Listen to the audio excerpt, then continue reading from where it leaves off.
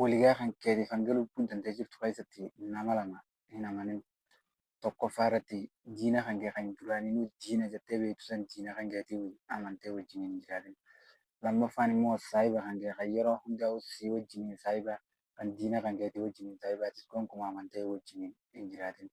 Sababiin isaa maaliif jennaan si waliin jiraateeti si wajjin hin garuu immoo diina kan keetii wajjin jiraatee waan ati hojjettuu fi taatee kan kee hunda isaa wajjin hin diina kan kee diina hamaa isaa sun osoo hin ta'in diina kan kee kan si wajjin jiraatee isaa wajjin jiraatu sun iccitii dandeeta yeroo hundaa oolu isaa wajjin jira waan ta'eef yeroo ati yeroo qabduu fi bakka itti ooltuu fi bakka itti deemtu saayimni kan jettee kanatti amantu yeroo baay'ee kan si miidhee isa harka geessu isa qofa akka taate beektee biraa eeguun kan kee barbaachisaadha.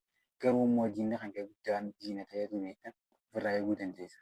Saayimni kan kee kan yeroo hundaa bakka siif hin kennine yeroo siif hin kennine irra hamaan isa waan ta'eef carraa kan kee kan ta'ee fi dirreeratti si nyaataatii beekadhu.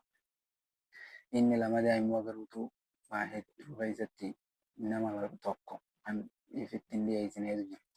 Nama namaan wal hin taane, nama moromaa qabuu fi nama yeroo hundaa xiyyaa ta'e gonkumaa ifitti hin dhiyeessine. Namni xiyyaa ta'e fi namni moromaa qabu hundaaf ana malee namni dubbatin jedha. Ana dhaggeeffadhu naaf si murteessaa malee naaf murteessuu danda'u.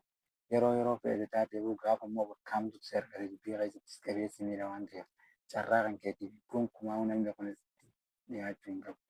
Kanaafuu viidiyoon akkasii argate laayik, sheer, sabiskiraayib godhi.